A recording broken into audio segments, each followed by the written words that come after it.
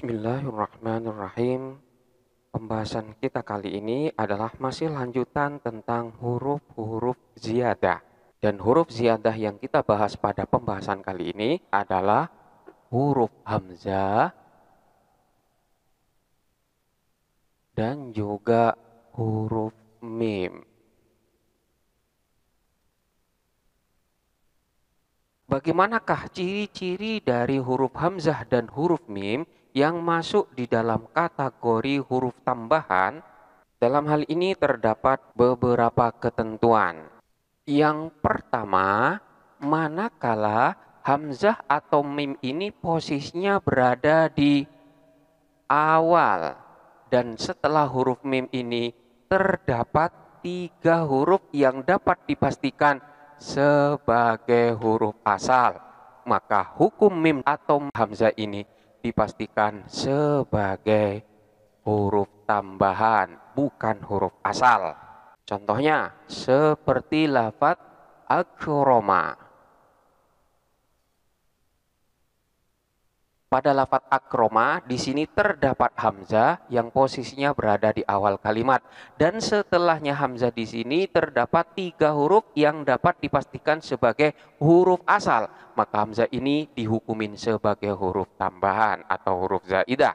Contoh yang lain seperti lafaz ahmadu. Ini juga terdapat hamzah yang berada di awal kalimat, dan setelah hamzah terdapat 3 huruf asal, maka hamzah ini dinyatakan sebagai huruf zaidah. Begitu juga dengan lafaz mukrimun. Ini terdapat huruf mim yang berada di awal kalimat, dan setelah mim ini terdapat 3 huruf asal, maka mim ini dinyatakan sebagai huruf zaidah. Contoh yang lain seperti lafaz masjidun. Ini terdapat huruf mim di awal kalimat, dan setelahnya mim terdapat 3 huruf asal, maka mim ini adalah huruf tambahan. Contoh yang lain seperti lafaz istakhroja. Istakhroja di sini terdapat huruf hamzah, dan setelahnya hamzah ini terdapat 3 huruf asal, yaitu huruf kho, ro, dan jim, maka hamzah ini dipastikan sebagai huruf tambahan. Begitu juga dengan lafaz mustakhrijun.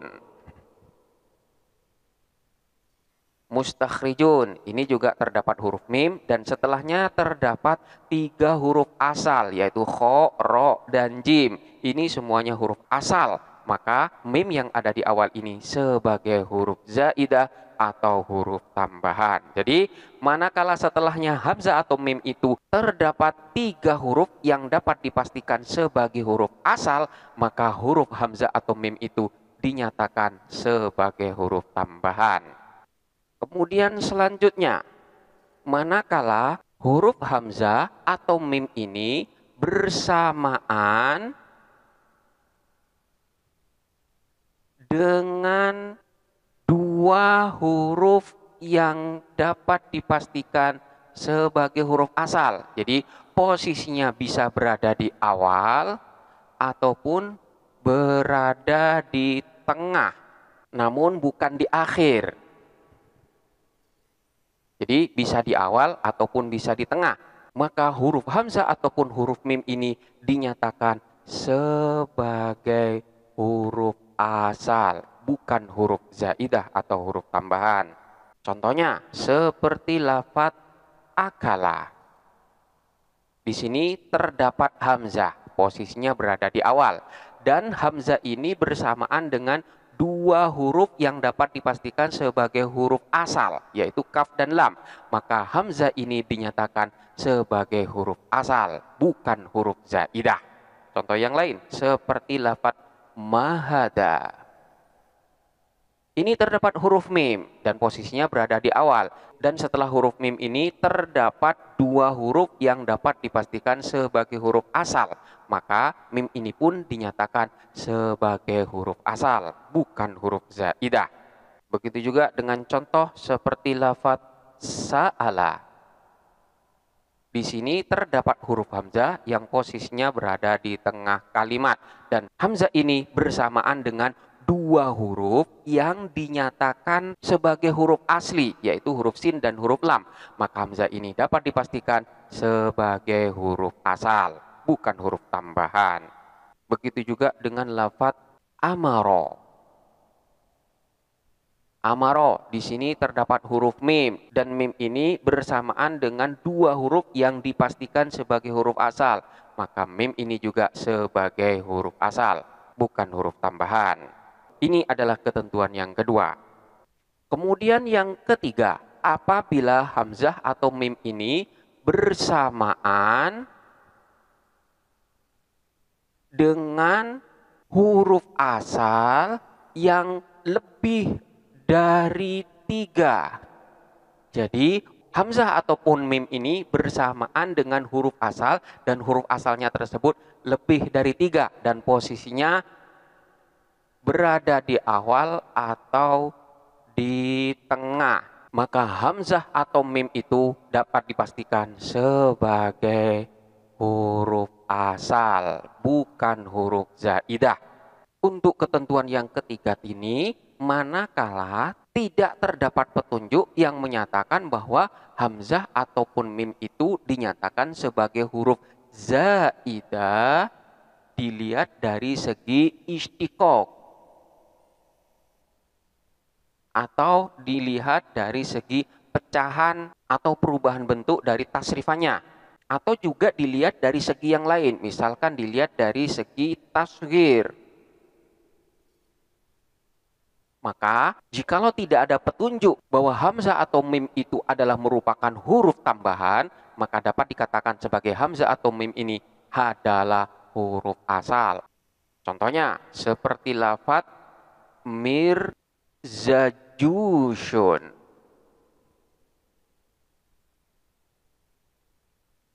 Mirzajushun ini adalah nama tumbuhan. Di sini kita perhatikan terdapat huruf mim, di mana huruf mim ini posisinya berada di awal. Dan setelah huruf mim ini terdapat huruf asal yang lebih dari 3, yaitu ro, za, jim, shin. Ini huruf asalnya ada 4.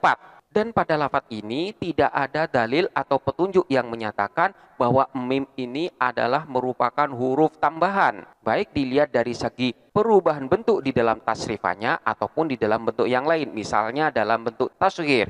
Maka mim ini dinyatakan sebagai huruf asal. Namun manakala terdapat mim atau hamzah yang bersamaan dengan huruf asal yang lebih dari 3, baik posisinya berada di awal ataupun ada di tengah, namun di dalam segi istiqoknya, di dalam segi perubahan bentuk tasrifannya, mim ataupun hamzah itu dinyatakan sebagai huruf zaidah, maka mim atau hamzah dinyatakan bukan sebagai huruf asal. Contohnya seperti lafaz mutarjaman. Di sini terdapat huruf mim, di mana mim ini posisinya berada di awal dan setelahnya mim ini terdapat huruf asal yang lebih dari 3, yaitu huruf ta, ro, jim, dan mim. Jadi ini huruf asalnya lebih dari 3. Namun huruf mim ini dinyatakan sebagai huruf zaidah, bukan sebagai huruf asal, karena terdapat petunjuk bahwa mim ini bukan huruf asal karena dilihat dari segi perubahan tasrifannya, di mana pada asalnya adalah lafaz tarjamah, kemudian ditambahkan dengan huruf mim pada bentuk masdar mimnya. Jadi pada asalnya mim ini tidak ada, kemudian pada bentuk masdar mimnya ditambahlah mim. Maka mim ini sekalipun bersamaan dengan huruf asal yang lebih dari 3, ini dinyatakan sebagai huruf zaidah. Jadi ketentuannya adalah manakala tidak ada petunjuk bahwa mim atau hamzah itu bukanlah huruf zaidah, dilihat dari segi perubahan tasrifannya di dalam bentuk istiqoqnya, maka mim atau hamzah itu dinyatakan sebagai huruf asal. Selanjutnya, untuk hamzah yang posisinya berada di akhir dari suatu kalimat, ini dinyatakan sebagai huruf zaidah manakala memenuhi beberapa syarat. Yang pertama, hamzah tersebut terletak setelahnya huruf alif, dan kemudian hamzah tersebut didahului oleh huruf yang lebih dari dua huruf asal. Jadi hamzah tersebut dinyatakan sebagai huruf zaidah manakala terletak setelahnya huruf alif dan didahului oleh huruf yang lebih dari dua huruf asal. Contohnya seperti lafadz hamra'u. Di sini terdapat huruf hamzah yang posisinya berada di akhir kalimat. Hamzah ini dinyatakan sebagai hamzah zaidah karena satu, dia terletak setelahnya huruf alif, dan yang nomor dua, dia didahului oleh huruf asal yang lebih dari dua. Dimana di sini didahului oleh huruf yang berjumlah tiga, huruf asalnya. Jadi ha, mim, dan ro ini lebih dari dua. Maka hamzah ini dinyatakan sebagai huruf zaidah. Hamra'u maknanya adalah yang merah. Contoh yang lain seperti lafadz qur'usa'u. Qur'usa'u ini terdapat huruf hamzah yang posisinya berada di akhir kalimat, dan hamzah ini pun dinyatakan sebagai huruf zaidah karena terletak setelahnya huruf alif dan didahului oleh dua lebih daripada huruf asal, di mana di sini didahului oleh 4 huruf asal, maka hamzah ini pun dinyatakan sebagai huruf zaidah. Namun manakala hamzah yang posisinya berada di akhir ini tidak memenuhi syarat-syarat yang ini, maka hamzah tersebut dinyatakan sebagai huruf asal. Contohnya seperti lafadz qara'a. Di sini terdapat hamzah yang ada di akhir kalimat. Namun hamzah di sini tidak terletak setelahnya huruf alif dan dia tidak didahului oleh huruf asal yang lebih dari dua. Maka hamzah ini dinyatakan sebagai huruf asli. Contoh yang lain seperti lafadz qira'atan. Qira'atan ataupun qira'atun. Di sini terdapat huruf hamzah dan terletak setelahnya huruf alif. Namun hamzah ini tidak didahului oleh huruf asal yang lebih dari dua, melainkan di sini huruf asalnya hanyalah dua. Maka hamzah ini dinyatakan sebagai huruf asal. Begitu juga dengan huruf hamzah yang tidak memenuhi syarat yang tadi, maka hamzah itu dinyatakan sebagai huruf asal atau huruf asli. Seperti hamzah yang terletak setelahnya huruf alif, namun hamzah ini tidak didahului oleh huruf yang lebih dari dua huruf asal. Katakanlah di sini didahului oleh satu huruf asal atau didahului oleh dua huruf asal, maka hamzah itu dinyatakan sebagai huruf asli atau huruf asal. Contohnya seperti hamzah yang didahului oleh satu huruf asal, seperti lafadz ma'un. Di sini hamzah posisinya berada di akhir kalimat dan dia terletak setelahnya alif. Namun hamzah ini didahului oleh satu huruf asal yaitu mim. Maka hamzah ini adalah merupakan hamzah asal. Contoh yang lain seperti lafadz kisaun. Di sini terdapat hamzah yang posisinya berada di akhir kalimat dan terletak setelahnya huruf alif. Namun huruf asal yang mendahului hamzah ini hanya dua huruf. Oleh karena itu hamzah ini dinyatakan sebagai huruf asal. Atau contoh yang lain seperti lafadz ridaun. Di sini sama, terdapat hamzah di akhir kalimat dan terletak setelahnya huruf alif. Dan huruf yang mendahuluinya ini hanyalah dua huruf asal. Maka hamzah ini tidak memenuhi syarat untuk dikatakan sebagai huruf zaidah. Oleh karena itu hamzah ini masuk dalam kategori huruf asal. Ma'un ini artinya air, sementara kisaun ini maknanya adalah pakaian, dan lafaz ridaun ini maknanya juga sama, yaitu pakaian. Selanjutnya, hamzah yang terdapat pada lafaz sullaun. Kemudian juga terdapat pada lafaz hawaun. Kemudian juga terdapat pada lafaz zaizau dan juga lafaz kubau, di mana pada contoh-contoh di sini terdapat hamzah yang posisinya berada di akhir dan dia terletak setelahnya huruf alif, dan antara fa fiil dan alif ini terdapat huruf yang bertasydid seperti lafaz sulla dan lafaz hawa. Selanjutnya untuk contoh zaija dan lafaz kuwa, di sini terdapat hamzah yang posisinya berada di akhir dan terletak setelahnya alif, dan antara fa fiil dan alif ini berupa dua huruf, di mana salah satu daripada dua huruf ini tidak diketahui apakah itu huruf asal ataupun huruf ziyadah, yaitu huruf ya dan waw. Jadi kuba di sini antara fa fiil dan alif ini terdapat dua huruf, di mana wawnya di sini tidak diketahui apakah zaidah ataupun huruf asal. Begitu juga dengan lafaz zaiza, di sini di antara fa fiil dan alif terdapat dua huruf yang mana salah satunya yaitu huruf ya tidak diketahui apakah termasuk asal ataupun zaidah. Maka dalam hal ini hukum daripada hamzah pada contoh-contoh ini dirinci. Yang pertama, manakala mengikuti wazan fu'alun atau mengikuti wazan fa'alun, maka hamzah tersebut dinyatakan sebagai hamzah asli. Seperti lafaz sulla dan lafaz hawa, ini hamzahnya dinyatakan sebagai hamzah asli. Namun manakala mengikuti wazan fa'la ataupun wazan fu'la, maka hamzah di sini dinyatakan sebagai huruf zaidah. Jadi yang pertama di sini dinyatakan sebagai huruf asal atau huruf asli karena mengikuti wazan fa'al atau fu'al.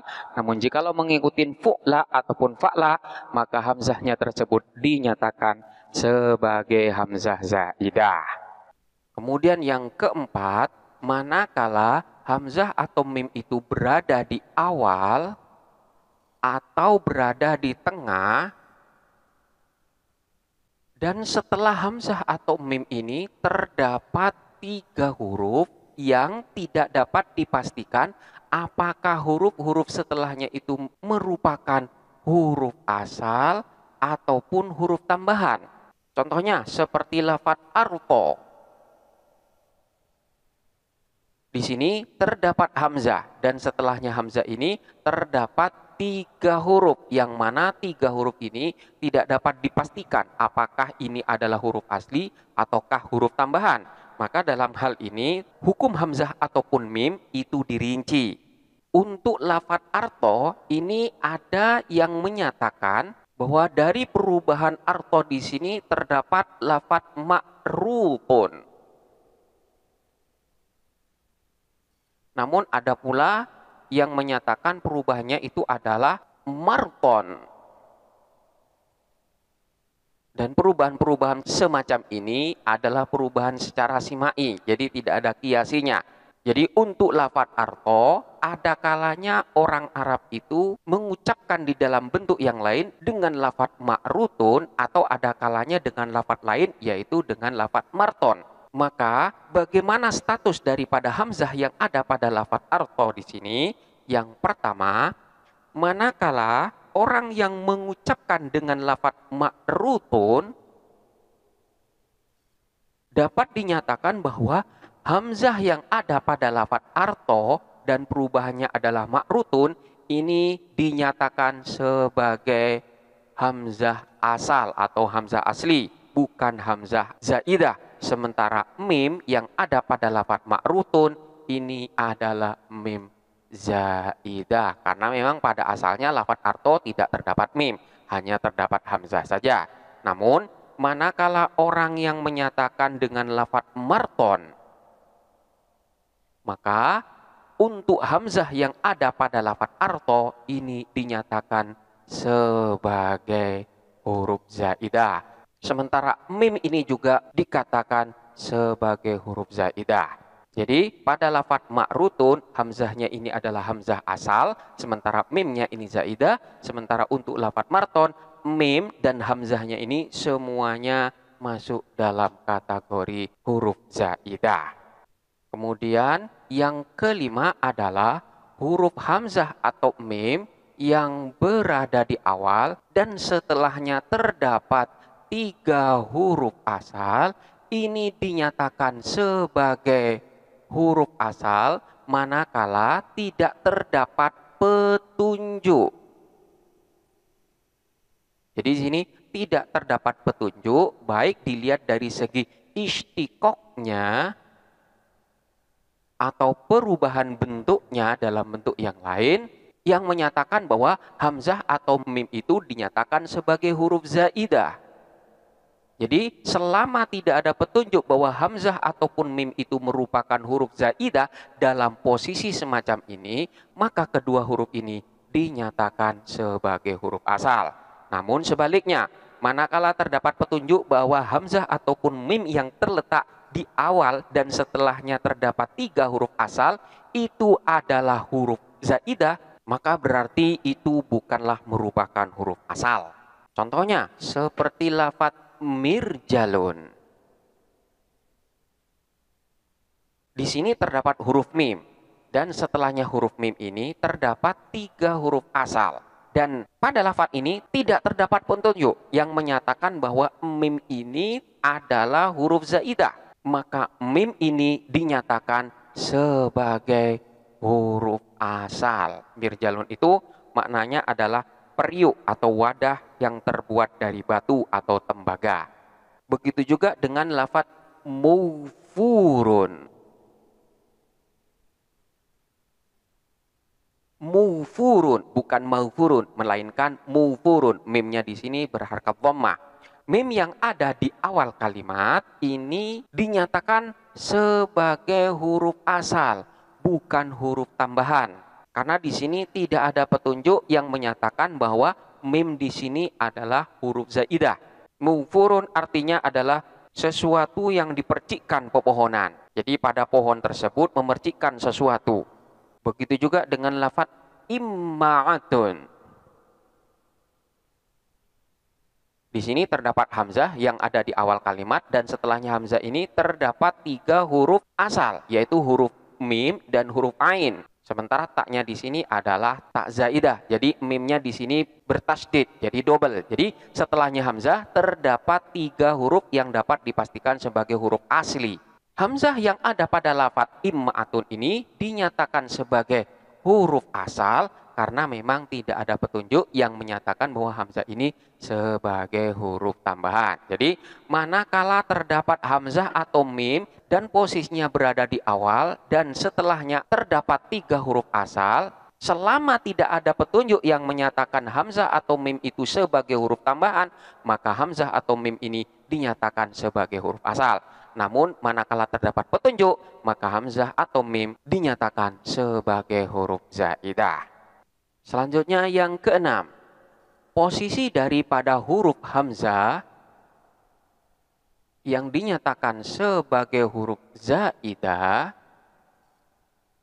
itu ada kalanya terdapat pada awal kalimat atau huruf yang pertama. Contohnya seperti lafadz ahmaru atau lafadz ahmadu. Ini hamzahnya berada di awal kalimat dan hamzah tersebut adalah hamzah zaidah. Kemudian yang kedua, ada kalanya posisinya berada pada urutan kedua. Contohnya seperti lafaz sya'malun. Sya'malun ini maknanya adalah angin utara. Dan selanjutnya ada kalanya posisinya berada pada urutan ketiga. Contohnya seperti lafaz syam'alun. Maknanya sama dengan sya'malun, yaitu angin utara. Hanya saja posisi daripada hamzahnya ini berbeda. Manakala yang pertama posisinya kedua, dan yang ketiga posisinya ini berada pada urutan ketiga. Kemudian selanjutnya, ada kalanya berada pada urutan keempat. Contohnya seperti lafaz hato itu. Ini hamzahnya berada pada urutan keempat. 1, 2, 3, 4. Maknanya adalah yang pendek. Kemudian selanjutnya berada pada urutan kelima. Contohnya seperti lafaz zarqa'u. Sini hamzahnya berada pada urutan kelima. 1, 2, 3, 4, 5. Selanjutnya ada kalanya berada pada urutan ke-6. Contohnya seperti lafaz aqroba'u.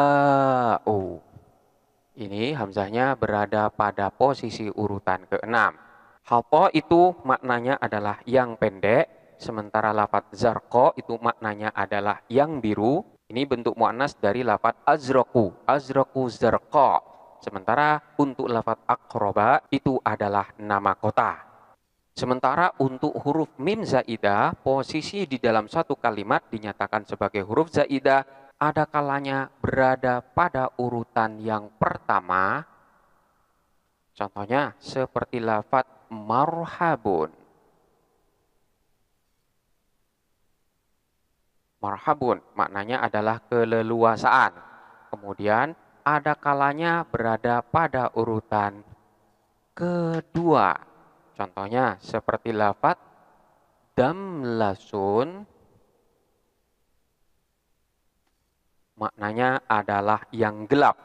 Kemudian ada kalanya berada pada urutan ketiga. Contohnya seperti lafaz dulmisun. Maknanya adalah gelap atau bencana. Kemudian selanjutnya ada kalanya berada pada urutan keempat. Contohnya seperti lafaz zurkumun. Zurkumun ini posisi dari huruf mim pada urutan keempat. Maknanya adalah yang berwarna biru tua. Sementara ada kalanya pula berada pada urutan kelima. Contohnya seperti lafaz bubarimun. Maknanya adalah singa yang amat kuat fisiknya. Itu adalah posisi-posisi daripada hamzah dan mim tambahan atau huruf zaidah yang ada pada kalimat isim. Demikianlah penjelasan tentang hamzah dan mim zaidah yang posisinya berada di awal atau di tengah kalimat. Selanjutnya silahkan dipelajari dengan seksama dan sampai jumpa pada pembahasan berikutnya.